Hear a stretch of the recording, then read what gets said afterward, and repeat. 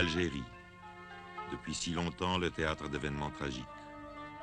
Plus de 200 000 réfugiés venant des zones frontalières avaient quitté leur village pour gagner les régions voisines de la Tunisie et du Maroc. Ils n'amenaient que ce qu'ils pouvaient porter sur leurs épaules. Depuis lors, pour survivre, ils n'ont pu compter que sur la charité et la générosité de leurs frères humains.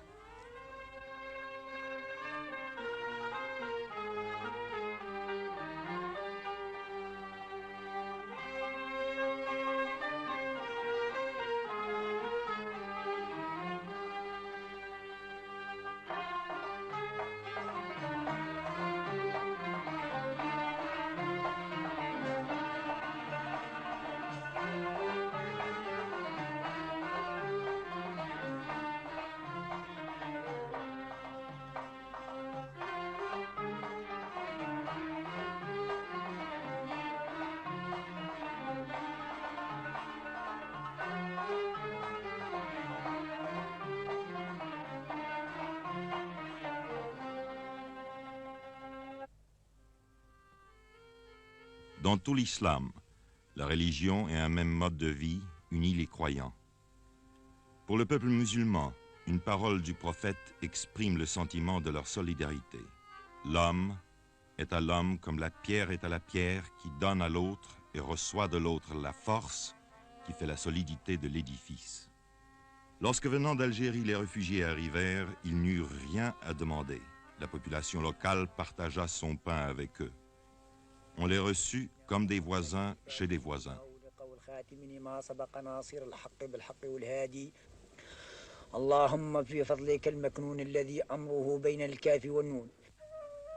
Mais la terre ne pouvait nourrir tout le monde.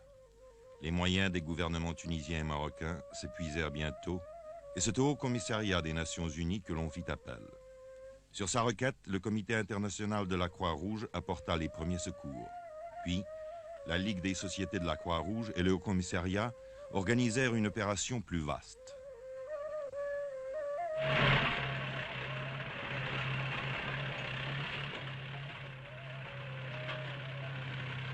Dès lors, depuis 1959, l'aide aux réfugiés en Tunisie et au Maroc se fit principalement selon ce programme.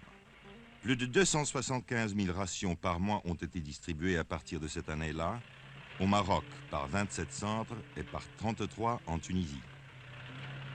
À Fidig, petite ville marocaine dans le Sahara, la distribution a lieu le 12 de chaque mois. L'équipe arrive la veille au soir après des heures épuisantes de voyage sur les rudes pistes du désert. Le chef d'équipe, un Suisse, fait le point de la situation avec le caïd. Une bonne partie des 4000 réfugiés qui touchent leur ration à Fidig vit dans le désert, certains même à 100 km de la ville.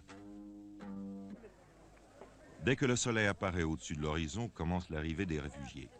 Ils veulent être là dès la première heure, comme s'ils avaient peur de manquer la distribution. Dans certains grands centres où la distribution dure 2 ou 3 jours, les gens font la queue pendant tout ce temps-là, mangeant et dormant en plein air. Quand l'équipe arrive au lieu de la distribution, elle s'entoure d'une clôture de barils vides.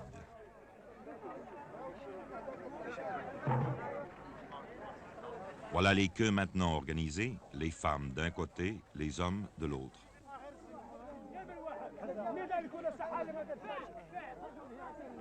Ils observent très attentivement les préparatifs.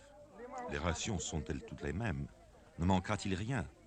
Mais l'atmosphère générale est plutôt à la bonne humeur, même si parfois il faut intervenir pour prier quelqu'un de reprendre sa place dans le rang. Les vieux sont assis en cercle au milieu.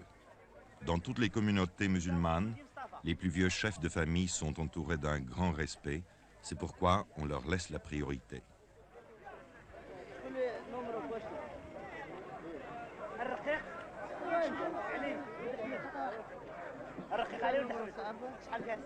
Mais les hommes ne seraient pas les hommes si même parmi les plus vieux, certains essayaient de passer avant les autres, comme ce vieil homme qui a tout l'air de vouloir se glisser au premier rang.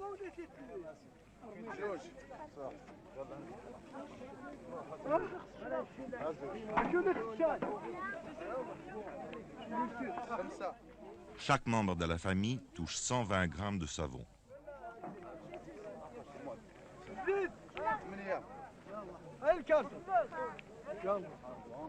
400 grammes de sucre,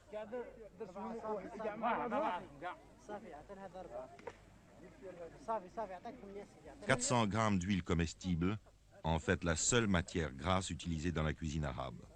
Les quarts de ration sont chaque fois soigneusement pointés. Les vieux servis, vient le tour des autres.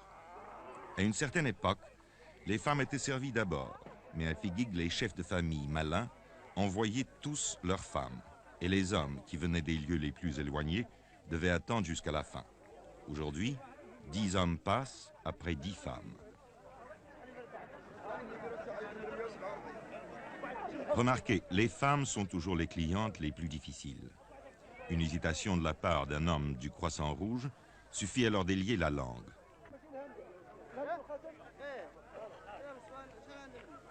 C'est dans cette ancienne église que l'archevêque catholique de Casablanca a mise à la disposition de l'opération de secours que se fait la distribution de blé et de riz. Chaque réfugié a droit à 10 kilos de blé et 2 kilos de riz. En Afrique du Nord, chaque famille cuit son propre pain et fabrique sa semoule pour le traditionnel couscous. Un plat de semoule cuit à la vapeur, des légumes bouillis et de la viande ou du poulet, s'il y en a.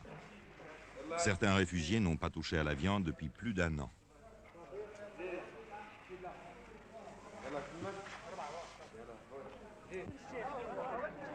Autour de l'église, les enfants pauvres du pays viennent glaner les grains tombés.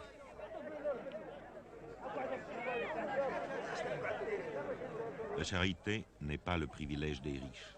Les réfugiés aussi partagent avec les autres.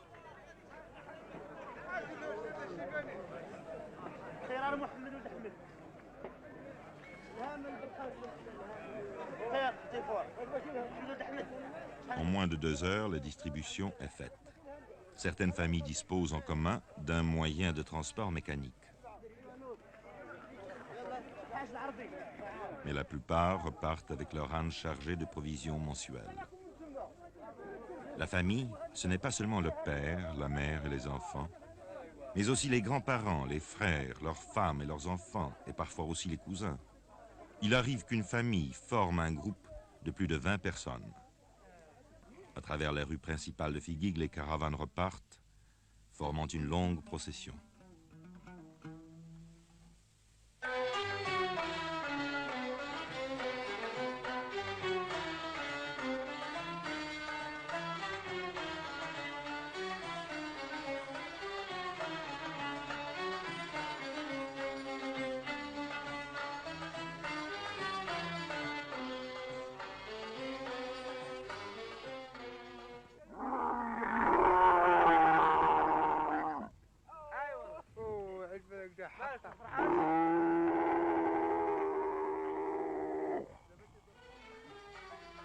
Une fois par mois, les chefs de caravanes bédouins, eux-mêmes réfugiés, ont encore des marchandises à transporter, les rations destinées à leurs tribus en exil.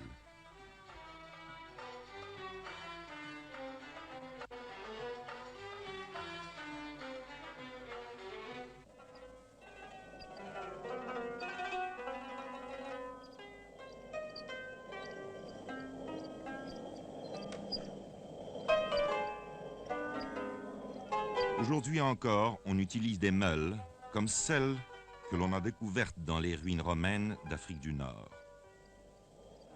Le blé vital. Le blé vital amené d'au-delà des mers dans les ports d'Afrique du Nord, emmagasiné, distribué, moulu, cuit, mangé. Le blé vital et les autres aliments ont créé l'union entre des peuples de races différentes.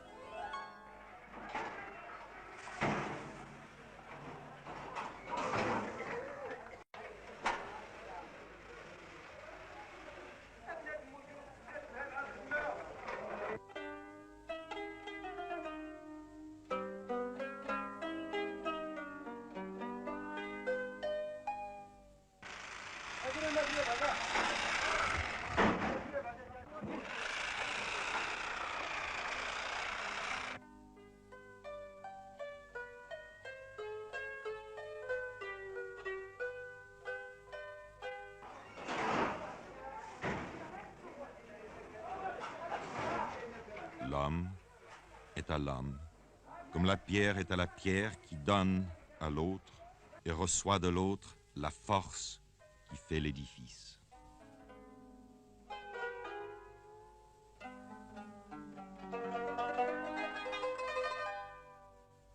Cet élan ne s'est pas interrompu au cours de toutes ces années. Un arrêt dans la générosité, une défaillance dans l'organisation aurait entraîné la disette et la famine. Il y a eu des moments d'angoisse. Le coût annuel de l'opération, 8 millions de dollars, peut ne pas épuiser les limites de la générosité humaine, mais encore, faut-il les trouver?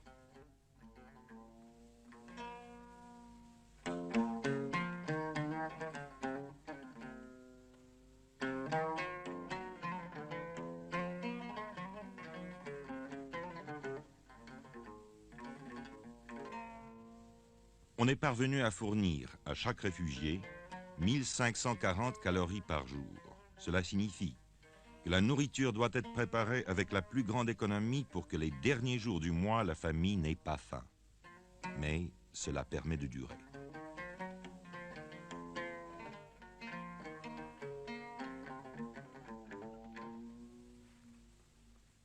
Dans les montagnes, les réfugiés construisent eux-mêmes des gourbis. Un toit de feuilles sur un châssis de branches, le tout posé sur un mur circulaire, fait de boue ou de pierre, un trou servant d'entrée. Dans les plaines et le désert, les réfugiés vivent sous les tentes qu'ils ont généralement construites eux-mêmes dans le style traditionnel. Quelques nomades sont arrivés avec le reste de leur troupeau. Cette famille possédait plus de 300 bêtes, mais la plupart furent tuées ou moururent pendant l'exode. Voilà ce qu'il en reste. Une douzaine de chèvres et de moutons qui donnent un peu de lait et de laine, mais qui symbolisent aussi l'espoir de refaire un nouveau troupeau. Pendant la saison des pluies, les réfugiés coupent dans la plaine l'alpha qu'ils troquent contre un supplément de nourriture. On tisse aussi des nattes d'alpha sur des métiers procurés par l'opération de secours.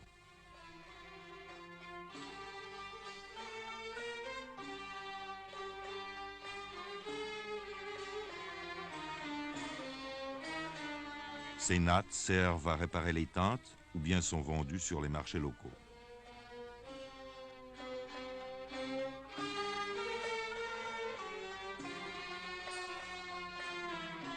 Dans les collines et les montagnes, les réfugiés ont le droit de couper les broussailles mortes.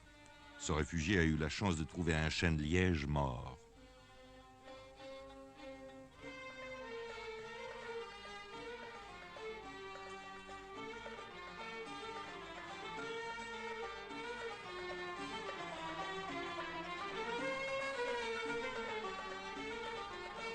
Il y en a assez pour en vendre une partie sur le marché de la ville la plus proche.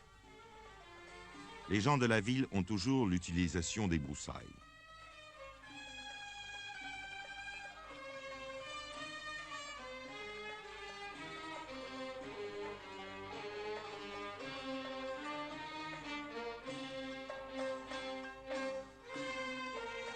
L'offre est acceptée, le marché conclu. 250 millim pour une charge de bois, 2 nouveaux francs 50, à peine un demi-dollar. Le seul argent que cet homme ait eu entre les mains depuis 2 ans. Une aubaine. Maintenant, il peut ramener chez lui quelques épices et du thé. Mais la condition générale, pas d'argent, pas de travail, pas de terre, et l'angoisse en face d'un avenir incertain. Voilà ce qui rend l'exil lourd à tous les réfugiés, qu'ils soient en Europe, en Asie ou en Afrique.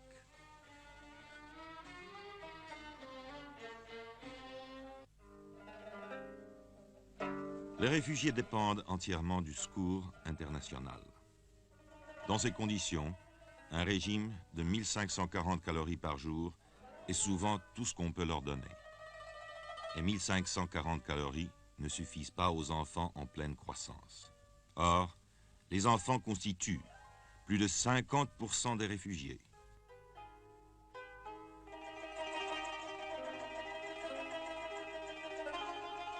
Pour eux, un effort exceptionnel a été accompli.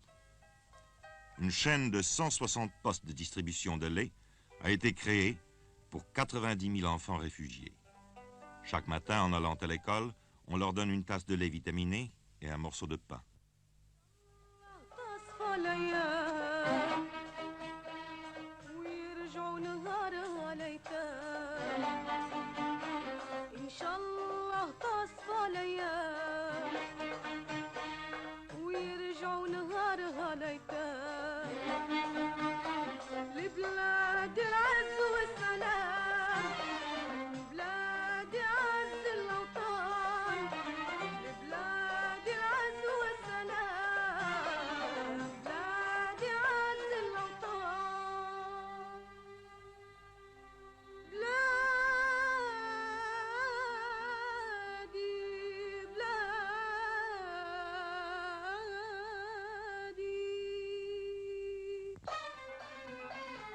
Aujourd'hui, les enfants réfugiés sont pleins de vigueur et de santé. C'est joyeusement qu'avant de se rendre à l'école, ils passent au centre de distribution. Les autorités tunisiennes et marocaines ont permis l'accès de leurs établissements scolaires à tous les enfants réfugiés. Mais, dans certains cas, il a fallu avoir recours à l'aide internationale pour améliorer les possibilités dans ce domaine.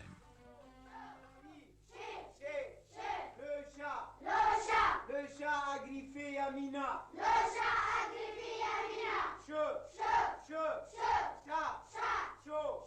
si, le chat. Il y a tant d'élèves que les cours sont donnés en 2 équipes. Mais la soif de connaissance est si grande que d'habitude le groupe de l'après-midi va au cours du matin et reste dehors pour l'entendre. De la même façon, le groupe du matin assiste au cours de l'après-midi.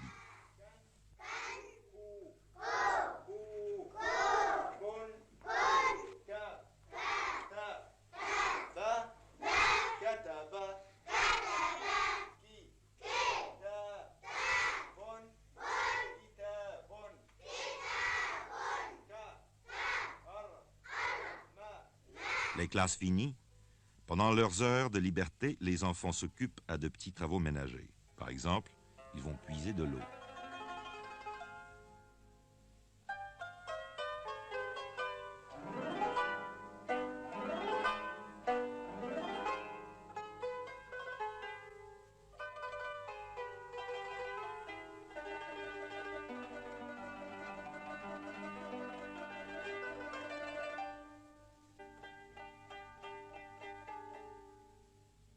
Mais comme tous les enfants, ils aiment jouer, même si les jouets sont rares. Voici un jeu que connaissent tous les enfants du monde. Il n'est besoin que de quelques cailloux qu'on jette en l'air pour les rattraper adroitement sur le dos de la main.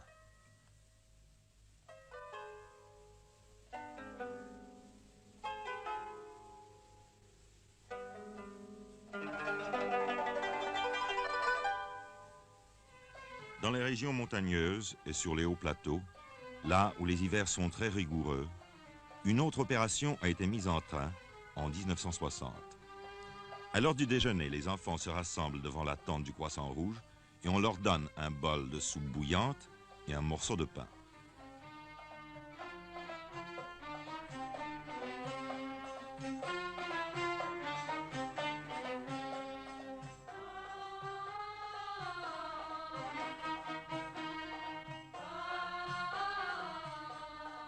Deux fois par semaine, on ajoute de la viande.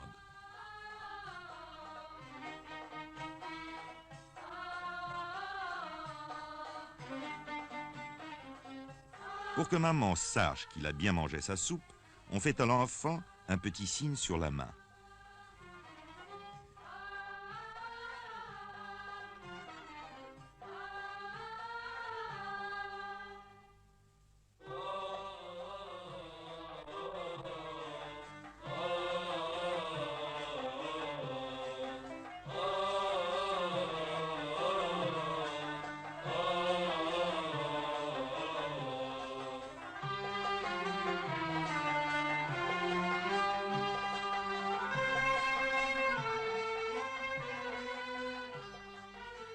Avec tant de réfugiés disséminés sur des centaines de kilomètres, il a fallu mettre sur pied un service spécial de santé.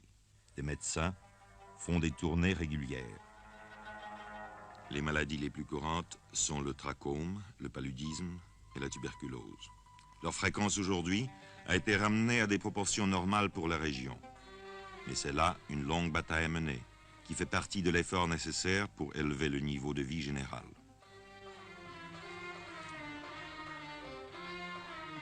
En plus des services médicaux, une chaîne assez importante de dispensaires a été créée. Des infirmiers, des secouristes, formés sur place, s'occupent des cas ordinaires. Les cas sérieux sont vus par le médecin. Ici, les malades reçoivent également des soins et des médicaments.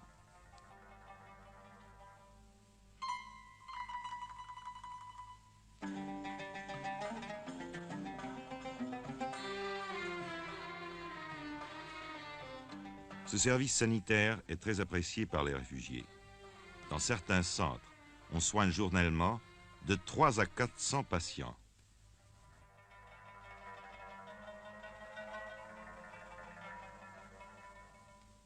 En Afrique du Nord, l'hiver, il peut faire très froid. En 1961, il est tombé dans cette région près de 2 mètres de neige. En hiver, les réfugiés restent à l'intérieur autour du feu. On leur a distribué des dizaines de milliers de couvertures et des centaines de tonnes de vêtements usagés. Et pourtant...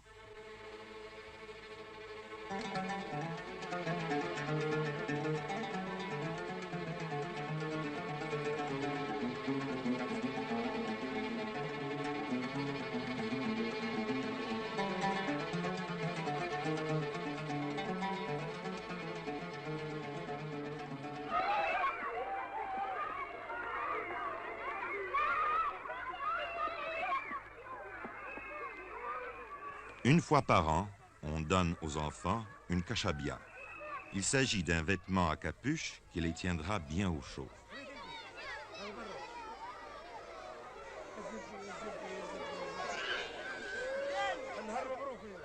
Avec la meilleure volonté du monde, il est impossible de faire comprendre à ces jeunes gens qu'il est inutile de se bousculer. Mais les enfants sont trop excités. Ils ont trop peur qu'en fin du compte, il n'y ait plus assez de kashabia pour tout le monde.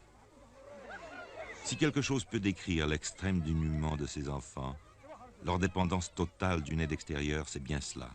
Cette crainte de voir la générosité se tarir quand leur tour viendra.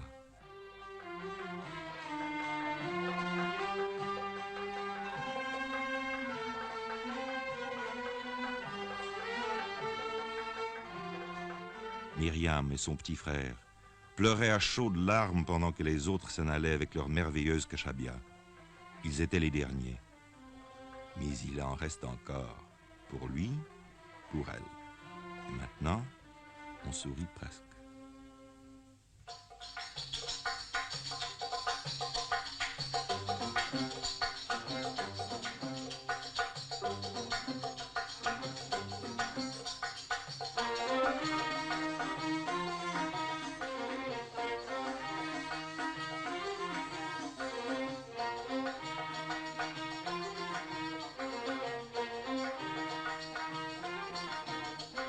Voici ce qui a été fait.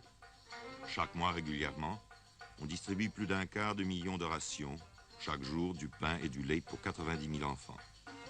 Dans certaines régions, on a construit des cantines, on a distribué des habits neufs, des couvertures, des tentes. On a bâti des écoles et monté un service sanitaire moderne. Cette opération a obtenu l'appui de 65 nations, grâce aux sociétés de la Croix-Rouge et du Croissant-Rouge, de Lion et Soleil Rouge, aux agences bénévoles, aux contributions financières des gouvernements, des groupes privés ou de particuliers. D'un bout de l'année à l'autre, les dons venus du dehors sont rassemblés et les vêtements triés selon les tailles et les âges. Les sacs usagés qui ont servi au transport de la farine sont transformés en chemises et en vêtements. Ce travail est accompli par des jeunes filles réfugiées dans un centre d'apprentissage du Croissant-Rouge d'Oujda au Maroc. Le cours est très attentivement suivi par ces adolescentes. زيدي هكذاك ديري 5 ديري 4 بالرز. le retour au pays natal, est le seul avenir pour ces jeunes enfants et leurs parents. Les réfugiés ont été reçus comme des voisins chez des voisins par les peuples de la Tunisie et du Maroc. C'est la communauté internationale qui les aide. Mais leur véritable vie n'est pas ici, où ils ne peuvent ni travailler ni s'implanter. Et tous, du reste, désirent retourner chez eux dès que cela sera possible. Ils ont traversé une longue période de découragement, d'incertitude et d'attente, tant qu'il ne s'agissait pour eux que de survivre, et c'est grâce à l'aide internationale qu'ils ont survécu. Cette aide internationale leur a aussi permis d'envisager l'avenir avec confiance, car ils savaient qu'ils n'étaient pas abandonnés. Aujourd'hui, le retour au pays natal approchant, de nouvelles questions, de nouvelles difficultés leur apparaissent. Car le pays où ils retourneront aura été abandonné pendant des années. Les puits seront écroulés, les maisons auront été détruites, la terre sera retournée en friche. Pour tout le monde, y compris les enfants, ce sera une épreuve. Il faudra donc continuer l'aide internationale jusqu'au moment de leur retour, afin qu'ils demeurent en bonne santé physique et morale pour aborder la période où ils devront entreprendre de reconstruire leur vie. L'aide internationale devra faciliter le passage de la vie oisive du réfugié au devoir sévère qui exige la participation de chacun en tant que membre d'une communauté vivante. Un troubadour chante l'avenir à des enfants rassemblés. Ceux qui vous ont donné, dit-il, l'ont fait avec joie. En retour, vous leur donnerez votre gratitude. Vous vous efforcerez d'oublier les temps amers et de faire en sorte que la compréhension puisse régner entre les peuples.